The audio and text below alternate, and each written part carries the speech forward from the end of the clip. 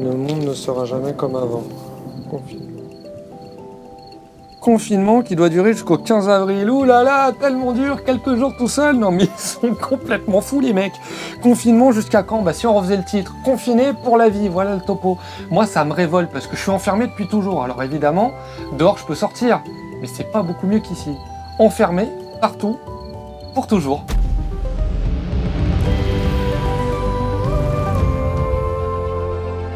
Ah bah c'est simple, avant ils avaient des petits orages de pisse de chat, du genre on se met dehors et on regarde le spectacle. Ouais c'est joli, et aujourd'hui, en 2149, ah bah c'est complètement différent, c'est plutôt du type dévastatrice si tu vois ce que je veux dire. On se tape des grêlons parfois, comme ça, à s'élargir le cul. Et qu'est-ce qu'on fait quand il y a des tempêtes et qu'on est enfermé? Bah on s'ennuie, à mourir. Et ça peut durer des semaines, sans foutre le nez dehors. La fin est-elle proche? En tout cas, le temps change de plus en plus radicalement ces temps-ci. J'ai patrouillé pendant 4h30 sous la pluie battante. Cette vie est charmante. Vouloir changer de vie, c'est un petit peu comme si tu voulais te laver alors que t'as pas de savon. L'ennui, j'ai tout fait pour l'accueillir. Je l'ai mis bien, j'ai mis un petit paillasson avec un sourire marqué bonjour pour qu'il se sente comme chez lui. Mais il n'y a rien à faire. À chaque fois, ça me fait péter les plombs. Je suis toujours caché et je m'ennuie effroyablement. Je ne fais à peu près rien, si ce n'est des efforts jusqu'ici infructueux, pour arriver à me faire changer de vie. Malgré tout, le moral reste bon. Mon petit papy, je sais pas ce que tu faisais quand tu t'ennuyais, mais si dans ton bouquin tu avais un petit remède contre la solitude, ça me ferait du bien. Pardon. J'étouffe complet, je vois pas ce que tu comprends pas. Quoi, t'as un chat dans la gorge? Tu le sens, toi, ce moment où ça commence à taper dans la caboche, avec tes pensées qui tournent en boucle? Comment je sors de là, moi? Je te parle pas du tout de comment je vais sortir d'ici. Je te parle plutôt de comment je vais me casser de cette vie. C'est un cercle de l'enfer, là. Tu pouvais arrêter de me renifler le trou du cul. Ta gueule. Je crois que la pire chose, c'est de se sentir inutile, de pas savoir quoi faire. Être noir, c'est troublant. C'est marrant ça, non?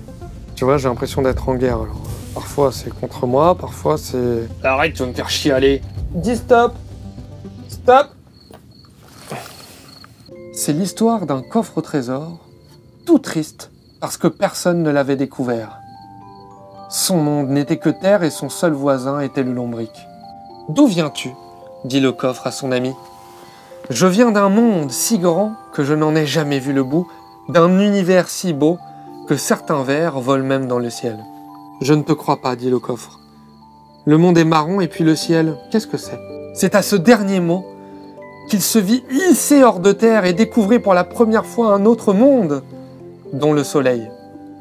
L'astre frappait ses dorures et le coffre voyait si loin que sa tête se mit à tourner. Un nouvel univers était né. Moi, si je sors là, bah, c'est la mort assurée.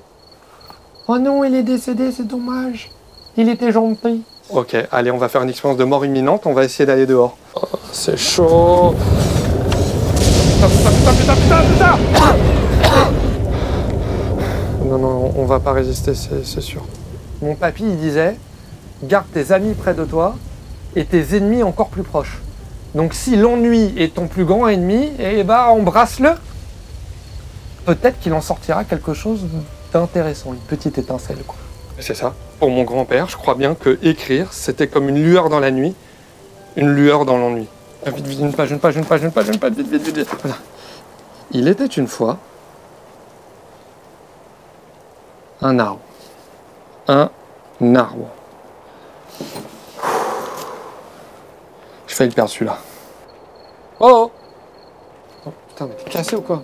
Ouais, ça va pas de me réveiller comme ça, tu veux que je vais te cramer, toi?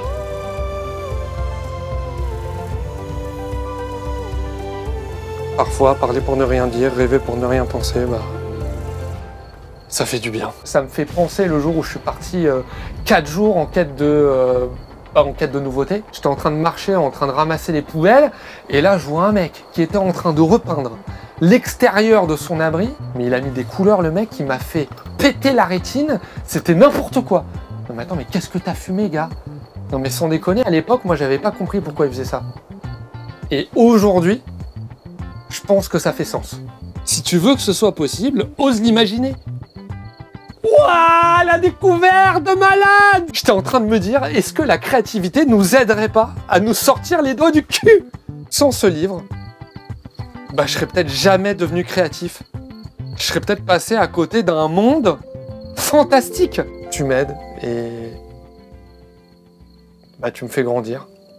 Avril 2062. Aujourd'hui, une page se tourne.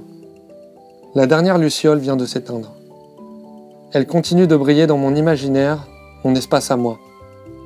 Et quand je raconterai à mes enfants l'histoire de ces bestioles porteuses d'espoir, que dans un tombeau le plus noir on peut y trouver un peu de lumière, alors je leur dirai que cette lueur vit en chacun d'eux. Ma luciole à moi. Cette luciole, elle est pour toi, papy. Leçon numéro 2.